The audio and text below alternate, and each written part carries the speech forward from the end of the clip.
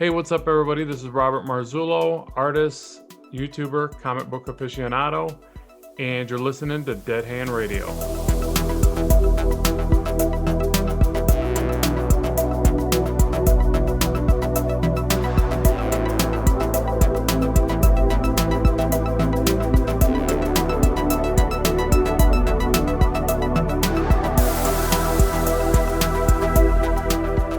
So we finally connected. You must be a pretty busy guy, huh?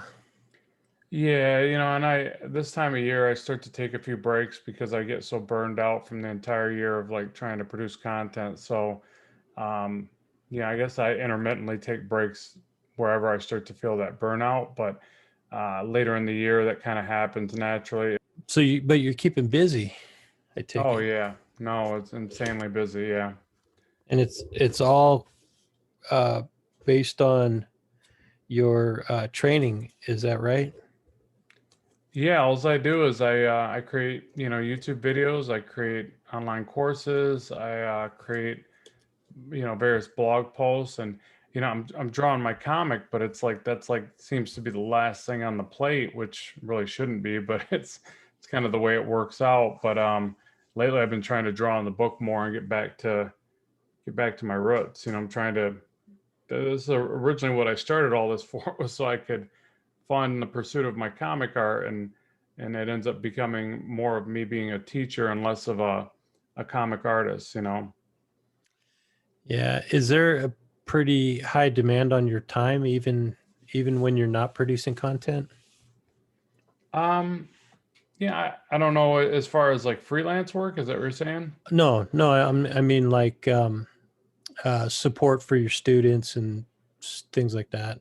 Oh yeah, it comes and goes. I mean, at any given time I can have 5 or 10 comments that I need to respond back to, and there's times that it's a lot more than that. But then there's breaks. There's times when I'm like, I get a couple days off and nobody really asks anything significant that takes any tremendous amount of time to respond to.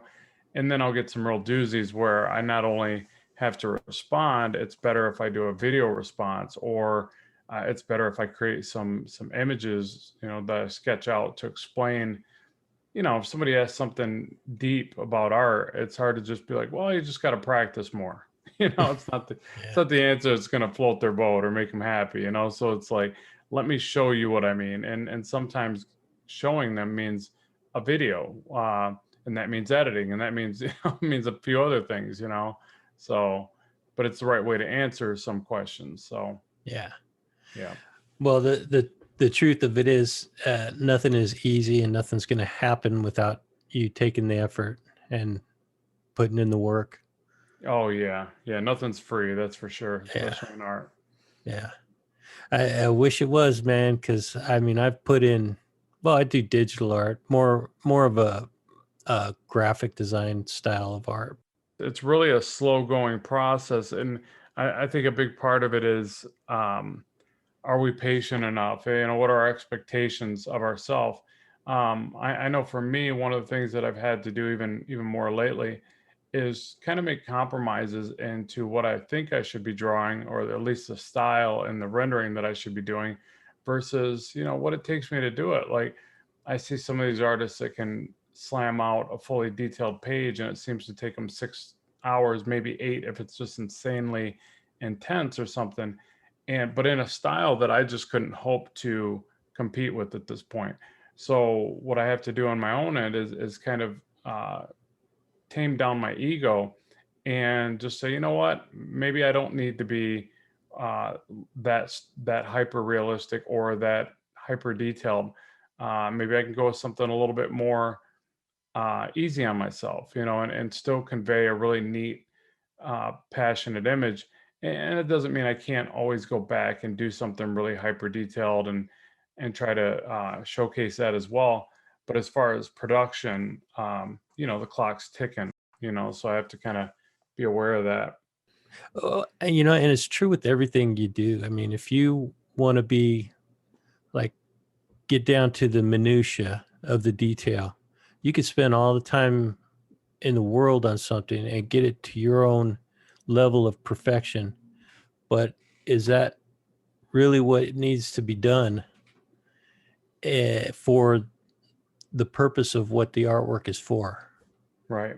And if it's for a comic book like what you create, um, man, some comic book collectors are a little bit harsh about their critique on artwork. Yeah, and it's like you have to take that with a bit of a grain of salt or something like that. You have to accept it. You have to learn and grow from critiques, but then you have to be very careful that it doesn't alter some major components of who you are and what your mission is. Like, I guess what I look at too, though, is for all this great, really neat. I just want to keep saying hyper detailed work that I like, right? People like David Finch or Jim Lee or Todd McFarlane, any of these guys that are like really hyper detailed, very dynamic, very amazing, right? Um, that's great, and I love that stuff, but it's such a small portion of the entirety of what comics are and what any artist can be. Like, it's okay to like that stuff, but if that's not you and you can't really achieve that, there's so many other great styles that are a lot easier to accomplish, and they still tell a fantastic story. I mean, not to make us, not to be silly, but even like Archie comics, for instance, um, it's a totally different thing, obviously, but this stuff's drawn so quickly and so expressively that I'm sure it's a lot easier to learn how to do that than it is to learn how to draw like Jim Lee. You know what I'm saying? Oh yeah. So, and they both tell a great story. I mean, I'm sure almost anybody on the planet has read a few Archie comics at some point in their life. So it's like, because they were bubblegum wrappers back in the day, right? So, like, I'm sure everybody's seen them at one point. Um, so really, the story is really the most important part, and sometimes we can get caught up in really worrying and attaching anxiety to the art, and I think that's something you got to be careful of as an artist. Like, is that is that serving you? Because it might really just be holding you back when you could be telling these great stories with a little bit less detail, maybe. Absolutely. If it's a compelling story, the artwork is almost secondary. The artwork is, Definitely. and that's why cover art is so important, because if you can capture somebody's attention with that great cover art, and then they open the book and they start reading the story, that's gonna keep them there. Yeah. The interior artwork is really almost secondary to the story, as long as it's decent. I mean, it has to be able to convey the and move the story along. There's a couple things that I never really understood until I started listening to you, that in sequential art, um, which is what you see in comic book art, there is a pace that you have to represent with your Right. illustrations, Yeah. and that seems to me like the most difficult part of storytelling through a visual medium like comic books. Yeah, there's a lot of moving parts to sequential storytelling, and yeah, pacing is big, and a lot of times with pacing, you can think of it like beats, beats of a drum or beats to a song, and you can associate those beats to the size of the panels. And I can't remember where I read that. I've read so many how to draw books and how to make comic books. But it's pretty simple. And what happens is when you think about it like that, it becomes very simple, and you're like, I want to slow the story down a bit, but I want to give the reader lots of information to kind of dwell upon. And so you do this big splash page and you put lots of say the cityscape, an establishing shot or something like that. So you put all this stuff in there so they can, look around and really absorb it. But what's funny is that I remember somebody else saying, and I think it was at a comic convention, they said, "Yeah, do you know that the average comic book page is viewed for about uh, 6 seconds or 4 seconds or something?" That's insane, Oh, it man. was something very insulting, basically. Like, and when you think about the amount of time and energy and effort you put in as an artist and a writer and a balloon artist, letterer, all this stuff, and then you realize that they're flipping through it, and they're absorbing it really quickly and moving on to the next thing. I mean, I'm sure not every page. We've all had those parts of a book where we sit there and we're like in amazement and we really got to just sit there and keep looking at the page for a while. but on average, it was like 10 seconds or something. It was like, wow, but it makes you step back and think of it a little differently. Like, so, really be aware of where you're spending your time, because that's why focal points are so important, and not only a page, but every panel. And why you can sometimes get away with some really neat silhouettes and things like that. And because you don't need all this detail everywhere. In fact, if you don't give the viewers eye a place to rest, it'll actually hurt the process. Yeah, I agree. And when you said silhouette, you triggered a thought in my head that one of my favorite styles of comic art is non-colored, um, just black and white, almost noir style. I love the look Right. of how that raw artwork feels, just the inked artwork. That's my favorite style of artwork. Right. Yeah. It's very powerful stuff. Yeah, and yet, it still has at least a colorization process to go through after that, and then and then it goes to publishing. But at which you do on your own as well, right? I mean, in your books, you do the entire process from concept to completion. Yeah, I pencil ink, and I don't color at this point. I'm thinking about doing a campaign and bringing in a colorist, and then trying to do a little bit better print run. I use Kablam, and I usually print like as many as I need, kind of thing. Kind of want to get past that on this next book of Blackstone, but I do all the self-publishing aspect of it, and by that I mean I just don't have a really big production of it. So, I do my digital version on my Gumroad, and um, I print some and I sell them at shows. But it's not like I'm not distributed. I don't do any big thing with it. But my goal is really just to get. I'm almost done with book two, and I'm going to move hopefully right into book three, and just wrap those up, because I've been on them for way too long. And but I've had to do this other stuff and kind of put the foundation in place for my career and for what I can hope to achieve. And then my goal is to be able to sit back and draw Blackstone and tell that story. But I also realized that I was away from it for so long. I had to kind of start over a little bit, and it's kind of a little sad, really. But it's something I have to I'm dealing with, and getting through, obviously. But yeah, I didn't think that would happen. I always had that story in my head so well, so it was so effortless. And then I spent all this time doing all this other stuff and really taking too much time away from it. And I'm like, wow, I forgot some of the concepts, and I have to like redraw and get back into the groove in a sense. So strange. Well, yeah, anything you don't do for a while, you're going to lose a beat with it. But um, has the story, since you came back to it, or once you come back to it full time, do you think the story is going to change from what it was originally, or are you just um, having to reacquaint yourself with the story and then from there move forward? Yeah, it's more reacquaint myself with the story, but but also, I always look at characters like they're always evolving, and I'm never opposed to the next great idea. So if something comes up that makes it a better story, then I want to use that. I want to evolve that character, um, but I also have to be careful that I'm not just simply changing things because I'm flighty, or I'm just like, hey, I think I'll change it because it feels like it needs to change. Like, it needs to be better than what was there. And then if it is, then I'm going to try to migrate to that concept a little bit more. But I think overall, I want to keep the original purpose of the character in place. It's funny because it's the character's like, God, he's got to be 20 years old now, and it wasn't as popular back then to have an anti-hero, or a character that is a bad guy, it turns to a good guy. It was done. By no means is this like me saying I created that concept. It was done plenty of times before I got a hold of it, but now it's been done a lot more. It's a lot more. I mean, shoot, it seems like all the good guys are bad guys these days. You know what I mean? Yes.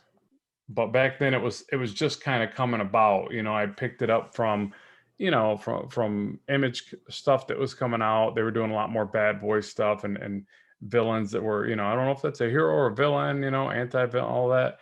And then I was like, yeah, that's what I want my character to be. I waited so long that, I worry about that too, that it was a lot more interesting back then, but it doesn't matter. I still have to go with what my heart was, my initial concept of my character, and go for it. And just hopefully people like the idea. Well, I think this might be a good place for you to kind of give the backstory on the character and how it came to you. So yeah, so the character, Blackstone's really just like, he starts off as you see him just kind of going throughout space, and so extraterrestrial character going throughout space, and he's just like a force of nature, going around like wreaking havoc, getting into fights, totally not regarding any other life forms. Everything's kind of beneath him, and he's just a superior, dominant force that he does what he wants. He comes and goes as he pleases, and he hunts for sport in a way that he's just basically trying to find his match, kind of thing. So that's really the premise of what you see of the character at first. Real cocky, arrogant type character. He's got this metallic, impenetrable black skin. He's got this armor, and he's just tough as nails, and he knows it. And he just goes throughout space, hanging out in the roughest, toughest spots, things like that. And then what happens is he ends up coming into contact through one of his hunts and his pursuits. An alien life form intervenes as he's trying to basically murder this creature. And, he doesn't consider it murder. He just feels like, I'm just hunting and, taking this other thing, taking this trophy. This other thing intervenes and attacks him. And, I'm kind of divulging the first book, but whatever. And the thing attaches to him, and he's trying to figure out a way to get it off him. Now he's stuck with this alien on his back, this pile of tentacles basically. And he's never dealt with anything like this before. He's always been this dominant thing, and he, not only has he destroyed almost anything he's come into contact with, nothing's been able to like impose itself on him like this thing has. So he's trying to figure out a way to get it off. He can't. Every time he goes to remove it, it puts him in excruciating pain. Can't communicate with it. It's just sitting there. So it's like this annoyance. And then all of a sudden he goes to go about his routine of basically being a bad guy. And he goes to like, hurt somebody, hurt something, I should say, another creature. And it locks him up physically. It won't let him do it. And it doesn't like grab him with the tentacles or not like that. It's almost on uh, his nervous system type level. It just makes him clench up and drop the weapon. So he realizes real quick that, wow, this thing has some higher calling. It's not letting me it's not letting me be what I am and do what I want, and ultimately not allowing him to hurt anything or anyone. And so now it starts to play out that this thing is going to start making him be good, be a hero. And so at first he comes into like a kind of a process of like, well, at least then I can still kick some butt, right? I can still fight. I can still do what I was basically created to do in his mind, and that's destroy things. And but it won't allow him to go past certain he can't kill anything now. He can't hurt innocents. He can't, destroy um, public property. I don't know. Like he just can't do things that are bad. And so basically, he's trying to figure out a way to get this thing off him. So he starts, flying around trying to find like, scientists that are, really well versed in alien genetics and things like that, and trying to employ them or basically threaten them into helping him get this thing off him.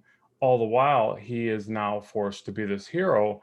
And when he comes across somebody being, messed with, he has to intervene. And so that's the initial premise of it. And then there's a lot more of a backstory of why he was so inherently evil. And but again, not evil in his own mind's eye. Like he didn't see himself as being evil. He just felt that was his what he was, the backstory explains why he's that way, basically. Okay. So is he a human traveling through space, or is he another creature, like another race of alien or something like that? Yeah, he's another race of alien, but um, he's actually a byproduct of another race of alien. And it seems like when he connected with the symbiote, he wasn't given special powers because he already had that. But what he Right. was given was that conscience that he was, you know, devoid of from the bonding with the other alien DNA. Yeah, and the other part that I like to explain, or my hopes in explaining in the story, is that he's not truly evil. It's almost like if you were a child, but you were, aged quickly, right? So you're still a child, but you're in a man's body kind of thing. And then so you had all the ability to walk, run, talk, do whatever. And then somebody gave you a fork in the road and said, one side is good, one side is bad. Which one do you want? I mean, it's a 50-50 shot. You don't know that Yeah. you're going to pick the right one, right? So that's kind of what happened to him.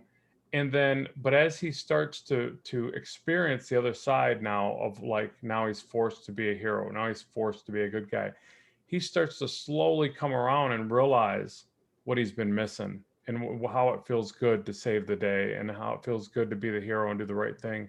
So yeah, it's a process for him to start uh, becoming more well-rounded. You know. Cool. So I don't know if I gave you a lot of detail about the podcast.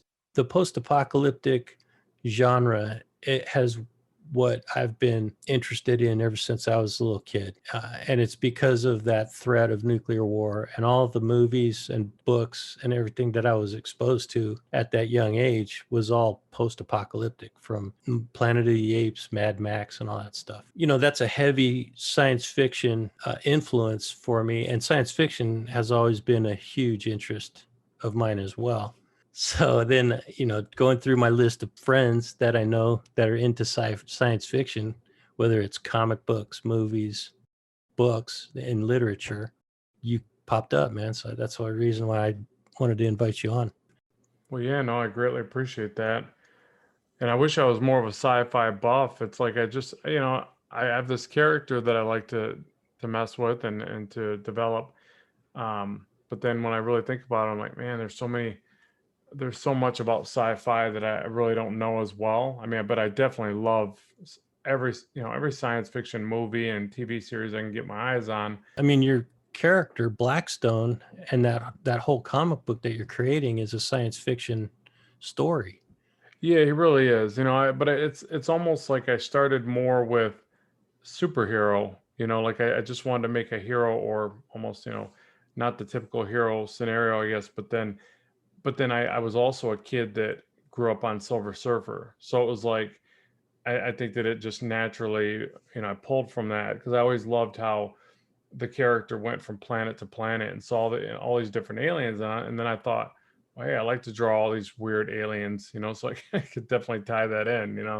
So it's in a lot of ways, it's like, again, you take bits and pieces of all the things that you like, that you want to express creatively, along with, the ideas that you have about good versus evil, and then you mash it all together. And, this is one of the things that I came up with.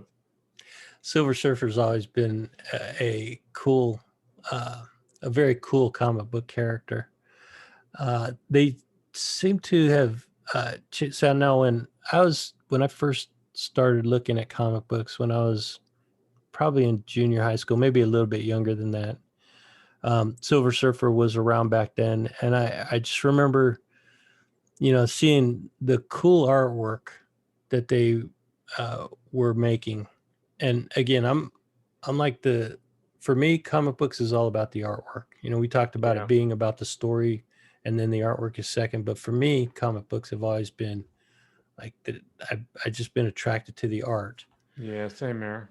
But it seems like the more recent, um, and I don't want to be bashing on somebody else's work, but it seems like the more recent version of the Silver Surfer is not as detailed. It's just not it's not as appealing to me visually. Right. Yeah, I think a lot of the art styles these days are a lot lighter, and more Graphic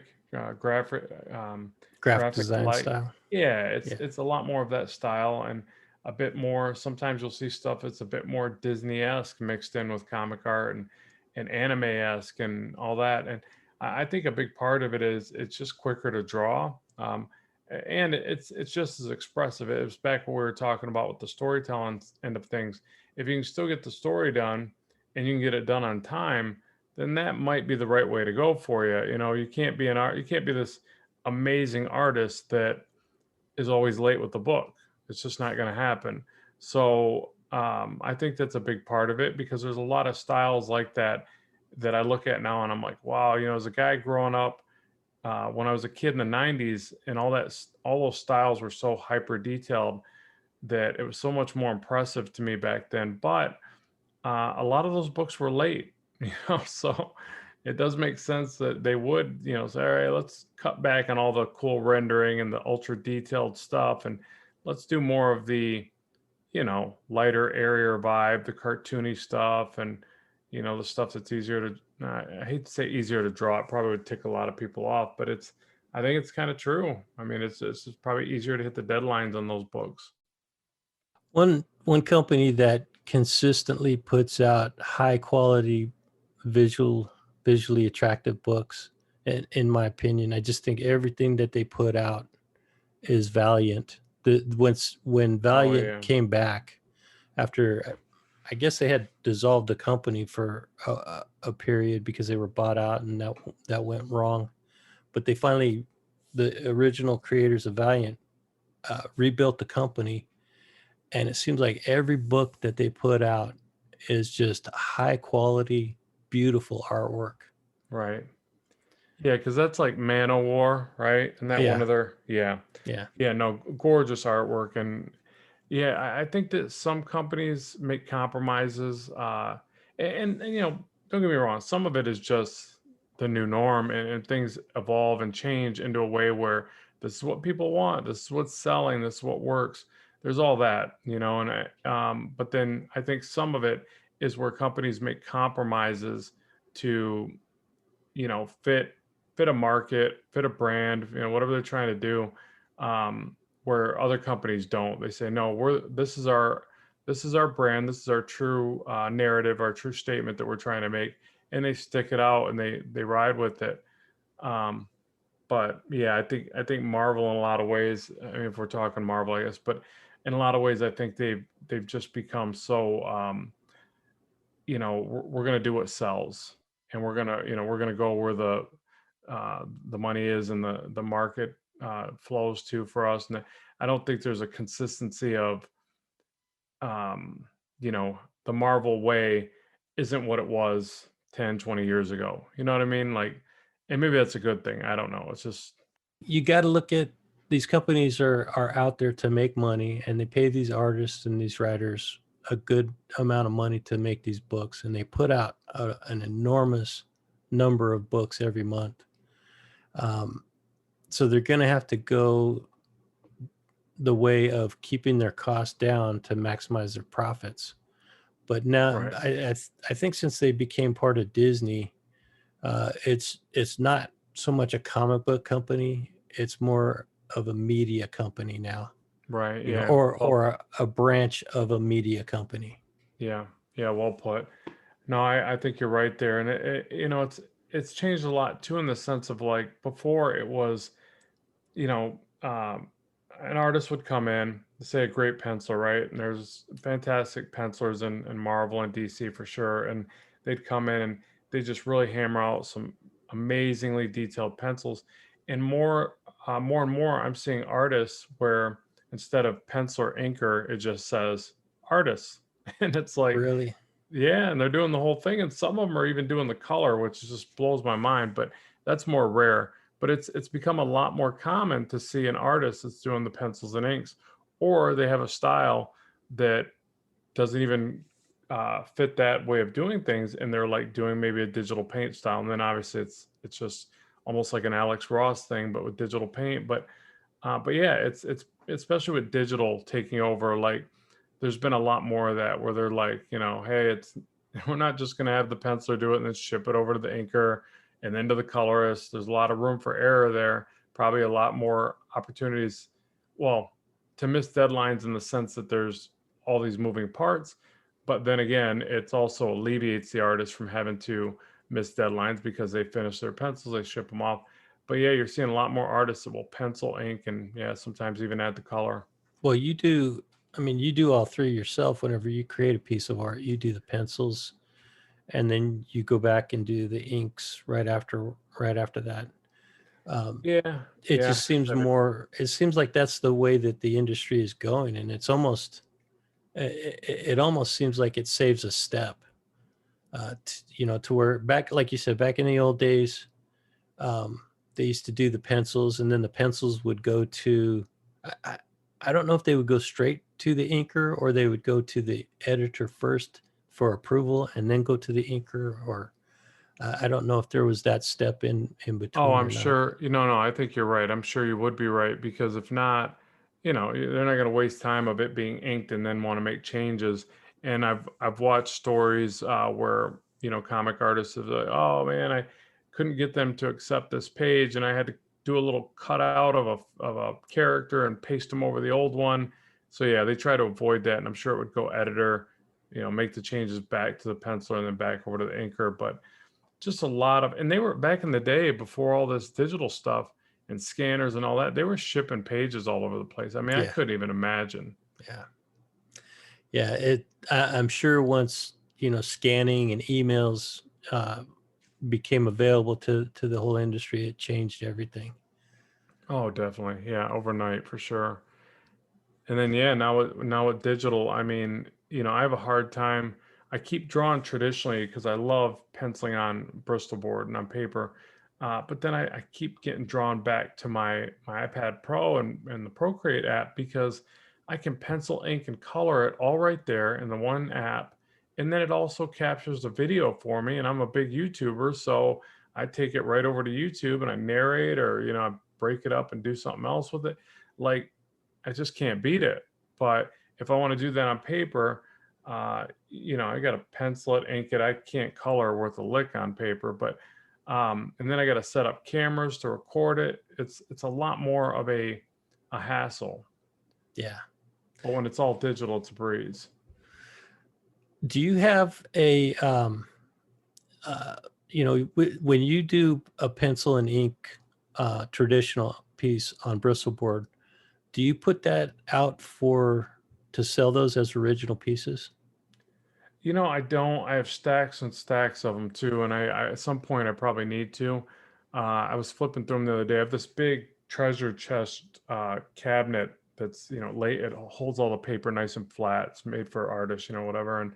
And so I got this full of like all this this buildup of artwork on Bristol board because there's only so many portfolios you're gonna have around. But yeah, at some point I probably need to start selling them. I just don't. I just don't do it. I don't have a need for it right now. But I do feel like I'm really kind of missing you know, an avenue. Like I'm like sitting here drawing the stuff. A lot of it's fan art. I probably should flip it. Um, but now there's no comic shows, so I haven't been doing that. Because usually I would just show them at comic shows and I would get offers. And I mean, I have sold a couple here and there, but I never really put it out and say, "Hey, this is for sale. This is for sale." It's just so if somebody comes up and they're like, "Man, I really like this one of Venom you did," then I'll flip it. Something like that. Yeah, it really could be a whole other income stream for you. But like you said, if you don't need it and it's just something that you do at a casual pace because you enjoy it, no need to put extra pressure on yourself by trying to put stuff out there.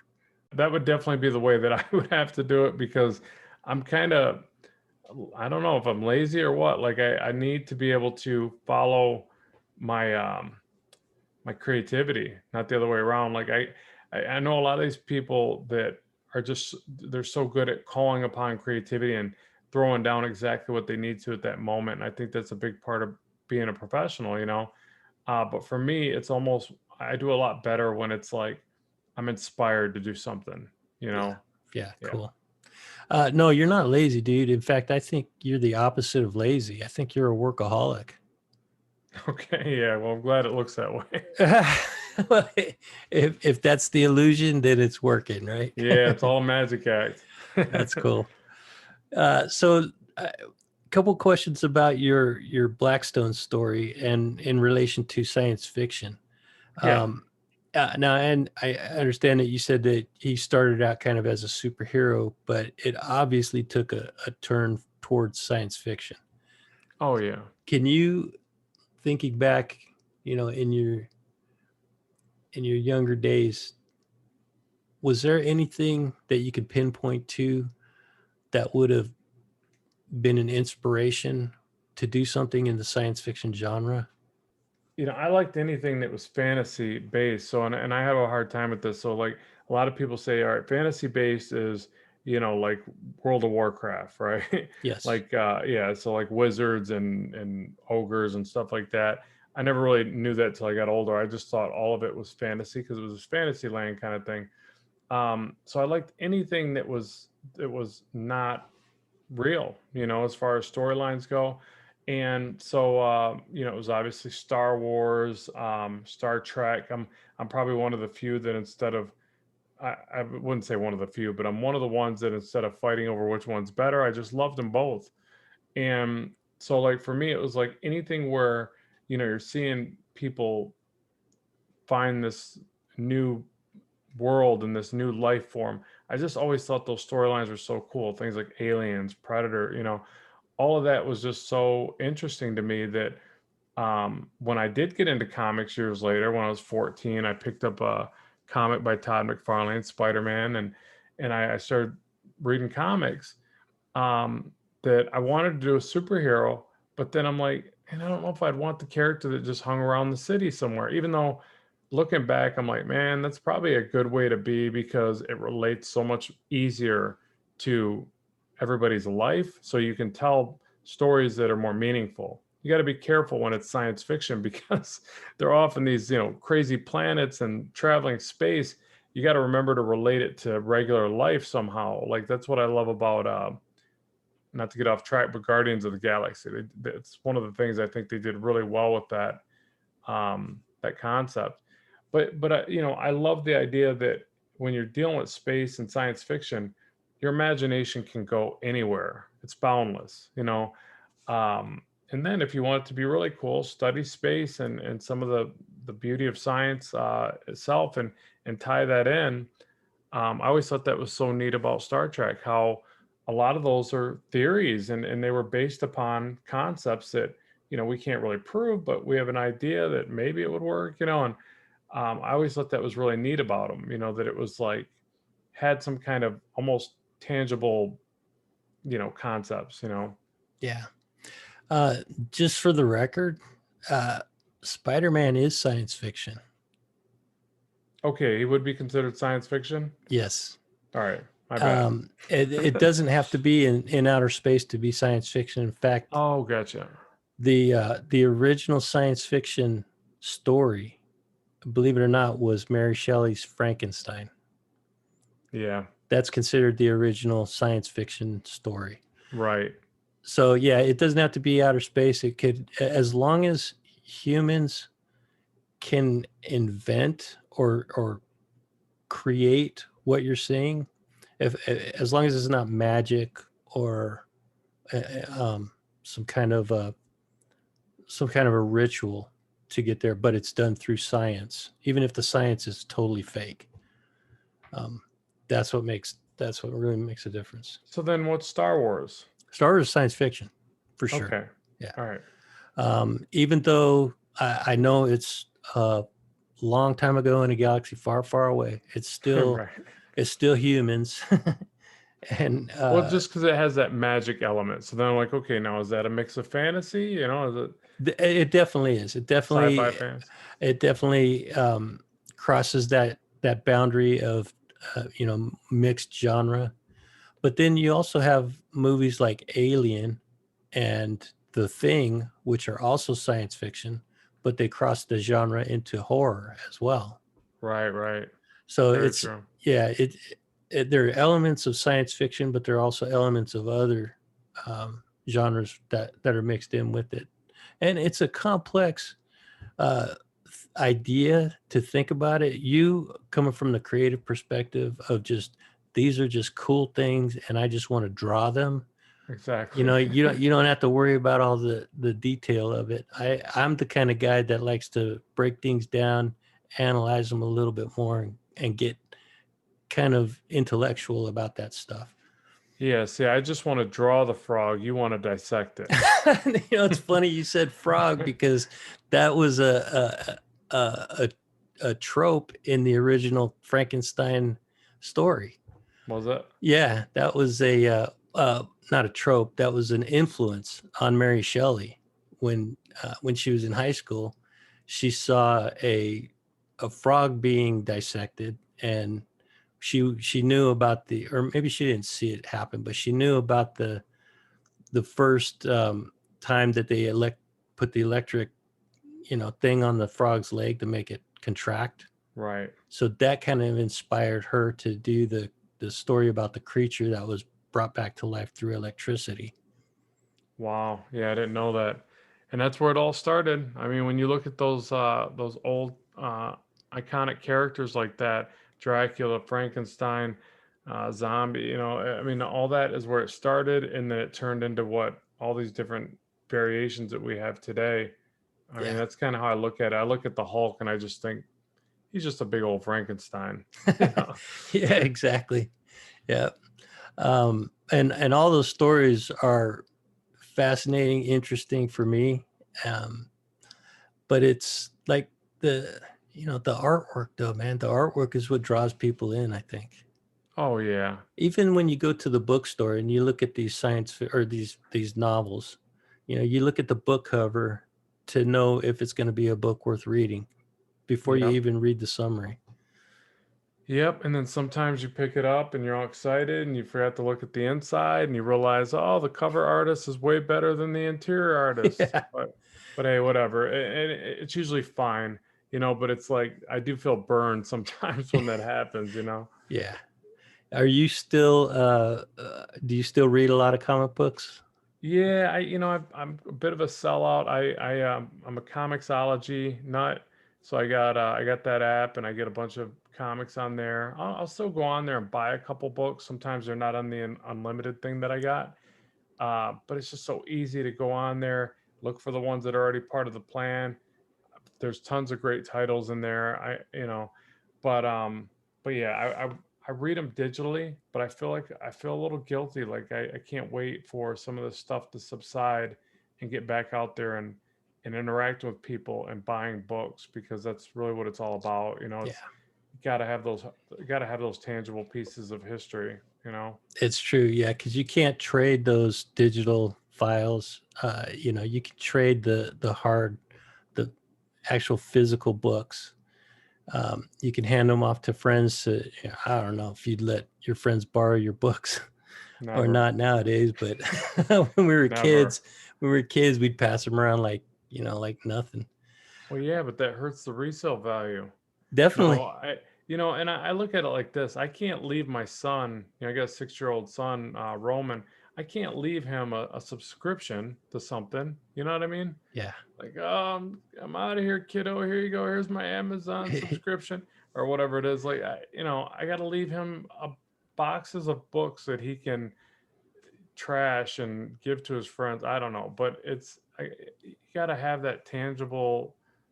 I say history, and I know I shouldn't say history. People be like, "What are you talking about?" But to me, it is history. Yeah. Like some of those books I look back at, and they transport me to that time when I first read them, and obviously, and then yeah, they're amazing parts of the history of comics, and yeah, the digital doesn't fill that gap. I agree. But hats off to you for continuing to contribute and support the industry. Even through the digital purchasing of those books, because it does support the artists and the creators of those works. I hope so. Yeah, I Yeah. hope so. So I think that's a good place to leave it, Rob. Tell people how to get in touch with you, find out more about your work and what you're working on next. So right now I'm working on Blackstone book number 2, and always pumping out YouTube videos weekly, and then I'm doing more on course content. I make courses for Udemy and Skillshare, and I actually just launched my own course site that's tied into my ramstudiocomics.com. So now what I can do is I can actually bring students to my site, teach them how to draw comics as I'm creating my own comics, and then help them along through the process. And they can find that at ramstudioscomics.com. You got it. Yeah. And what about social media? Do you have any way for people to connect with you? Yeah, I'm probably biggest on Instagram. It just seemed to be the one that works the best. It's visual first, and I'm always posting like little clips of something I'm drawing or what I'm working on next. I'm also on like I got Ram Studio Comics on Facebook and Twitter and stuff like that.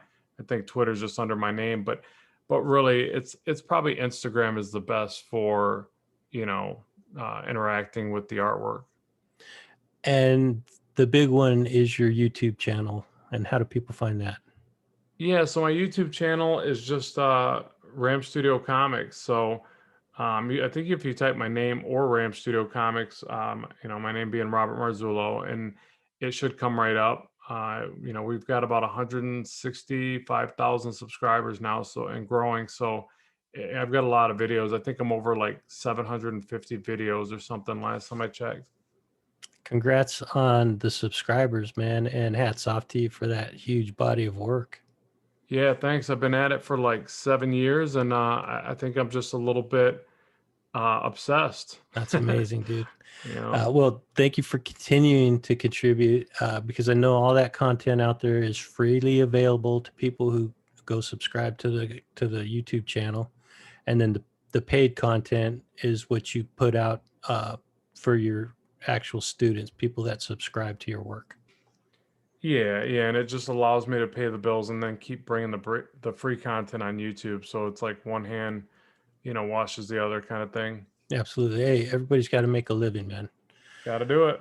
All right, Rob. Well, hey, thank you for coming on Dead Hand Radio and contributing to this sci-fi edition of the podcast, my man. Appreciate you Yeah, doing that. thank you, Andrew. It's been an absolute pleasure, and I wish you the best on this podcast. And let me know if there's anything I can do. Well, if you're open to it, I'd love to have you back on again in the future. If something comes up that we can talk about for sure. Definitely so. Awesome, Rob. All right, man. I'll talk to you later. All right, thanks, man. Take care. Yeah, you too. Take care. Yeah, bye.